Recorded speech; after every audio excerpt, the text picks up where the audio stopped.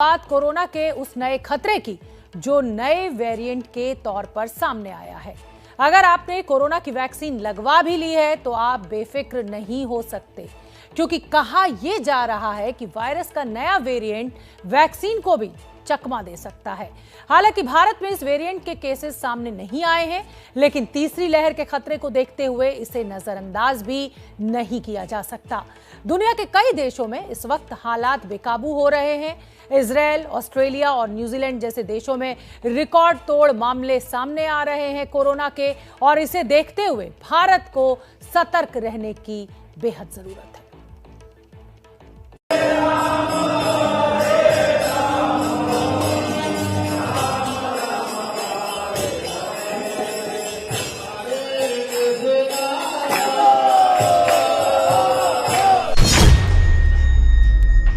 तो क्या ये मान लिया जाए कि ये तस्वीरें कोरोना की तीसरी लहर को न्योता हैं?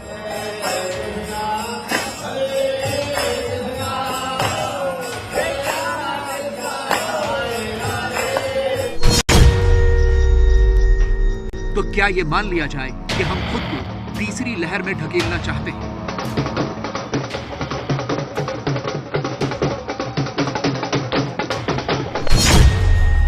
और क्या ये भी सच है कि त्योहार की इसी भीड़ के आगे तीसरी लहर है?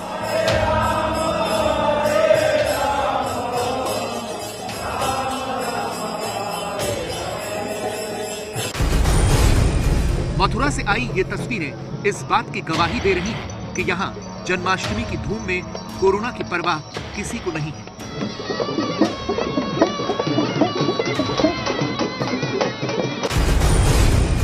मास्क को लेकर तो खैर पूछिए ही मत।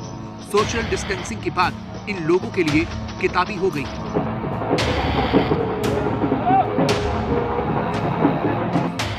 ये भी नहीं है कि ऐसा मथुरा में ही हो रहा है, कई और शहरों से भी जन्माष्टमी के मौके पर ऐसी ही तस्वीरें आई।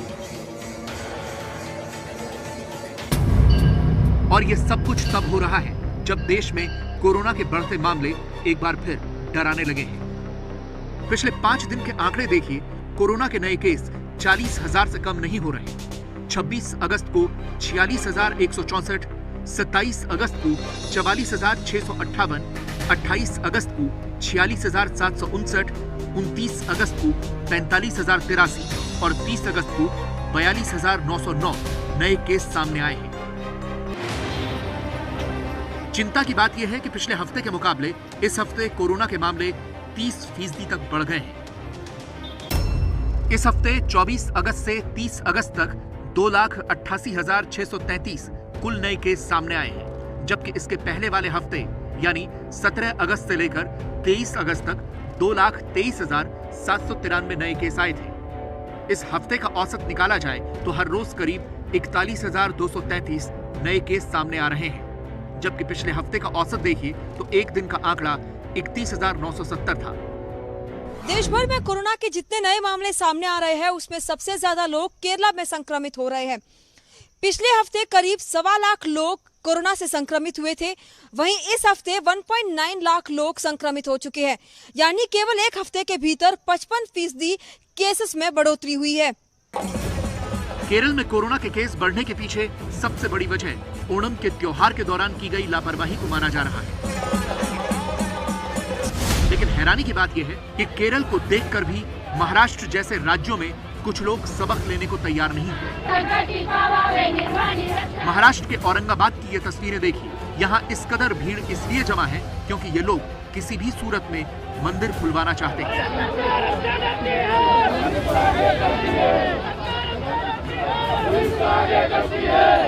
महाराष्ट्र के कई शहरों में आज भी ऐसी ही तस्वीरें सामने आई हैं, जहां किसी को कोरोना की परवाह नहीं है।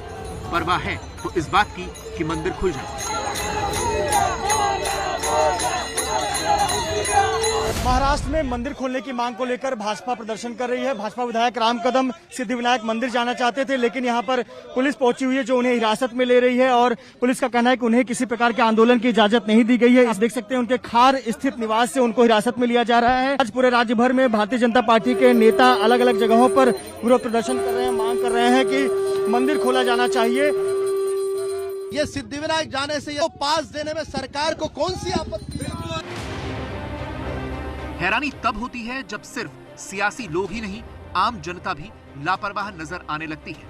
मुंबई के मरीन ड्राइव पर रविवार को उमड़ी भीड़ देखिए, लगेगा कि यहाँ कोई मेला चल रहा है। इन लोगों से पूछने पर पता चला कि ये लोग वीकेंड का लुत्फ उठाने के लिए आए हैं। इनमें से कुछ लोगों ने वैक्सीन लगवा ली है, इसलिए वो और बेफिक्र हो गए हैं। एक डोज भी लगा है तो थोड़ा बैक ऑफ द माइंड, थोड़ा रिलैक्सेशन, एटलीस्ट 1 डोज तो मिला है। चलो थोड़ा बहुत अभी जा सकते हैं बाहर, लोगों से मिल सकते हैं, घूमने जा सकते हैं। यह हाल तब है जब कोरोना के नए केस के मामले में महाराष्ट्र केरल के बाद नंबर 2 पर है। पिछले करीब हफ्ते भर से वहां हर रोज करीब 4000 से ज्यादा कोरोना के नए केस आ रहे हैं। तीसरी लहर की आहट के बीच एक तरफ लोगों की लापरवाही देखने को मिल रही है, तो दूसरी ओर कोरोना वायरस के नए वेरिएंट ने दस्तक दे दी है। दक्षिण अफ्रीका और कुछ दूसरे देशों में कोरोना वायरस का एक नया वेरिएंट मिला है, जिसका नाम है C.1.2। दक्षिण अफ्रीका के वैज्ञानिकों के मुताबिक ये वेरिएंट सबसे पहले मई 2021 में उन्हीं के देश में मिला, लेकिन उसके बाद 13 अगस्त तक ये वेरिएंट चीन, कांगो, मॉरिशस, इंग्लैंड, न्यूजीलैंड, पुर्तगाल और स्विट्जरलैंड में मिल चुका है। आशंका ये जताई जा रही है कि कोरोना का ये वेरिएंट ज्यादा संक्रामक हो सकता है। इसके अलावा चिंता की बात यह भी है कि ये वेरिएंट कोरोना की वैक्सीन से मिलने वाली सुरक्षा को भी चकमा दे सकता है, यानी ज्यादा संक्रामक होने की आशंका वैक्सीन को चकमा भी दे सकता है ये नया वेरिएंट। और भारत के लिए चिंता की बात इसलिए है क्योंकि आने वाले 2-3 महीनों में तीसरी लहर की आशंका पहले ही जताई जा चुकी है। अगर ये वेरिएंट किसी तरह भारत में आया तो तीसरी लहर को घातक बनाने में इसकी बड़ी भूमिका हो सकती है। डर इसलिए भी लग रहा है क्योंकि तमाम राज्यों में स्कूल खोले जा चुके हैं।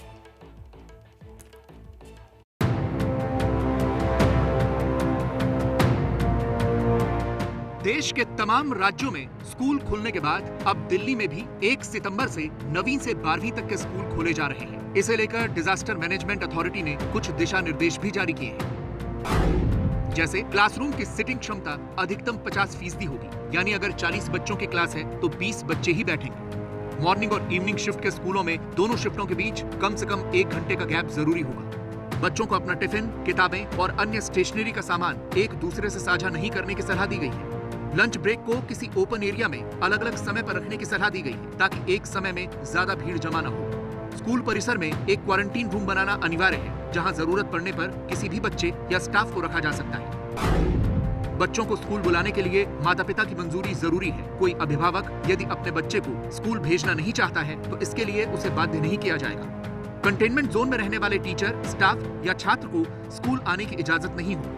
स्टार्टिंग में हम 9वीं, 10वीं, 11वीं और 12वीं 4 क्लासेस को हम स्टार्ट कर रहे हैं और धीरे धीरे उसके बाद छोटी क्लासेस को स्टार्ट किया जाएगा। स्कूल को लेकर सबसे ज्यादा चिंता इसलिए है क्योंकि कई विशेषज्ञों की राय इसे लेकर अलग अलग है। दिल्ली एम्स के डायरेक्टर रणदीप गुलेरिया जैसे बड़े डॉक्टर्स जहां एक तरफ स्कूल खोलने का फैसला सही ठहरा रहे हैं, वहीं जाने माने डॉक्टर नरेश त्रिहन इसे जल्दबाजी बता रहे हैं। यूएस में स्कूल खुल रहे थे और देखा गया कि इन्फेक्शन रेट एकदम ऊपर चला गया। लगता है कि जब अब वैक्सीन अप्रूव हुई है हिंदुस्तान में और बच्चे वैक्सीनेट होंगे, उनकी सेफ्टी बहुत डिग्री तक बढ़ जाएगी। तो उनकी सेफ्टी बढ़ाने के बाद स्कूल खोले जाएं आज के आज। वैसे करीब करीब हर स्कूल बच्चों के माता पिता से कंसेंट फॉर्म भरवा रहा है, यानी आपके पास विकल्प है कि आप अपने बच्चे को स्कूल भेजें या न भेजें। लेकिन सवाल यह है कि अगर तीसरी लहर में बच्चों पर कोई खतरा आया तो उसके लिए जिम्मेदार कौन होगा?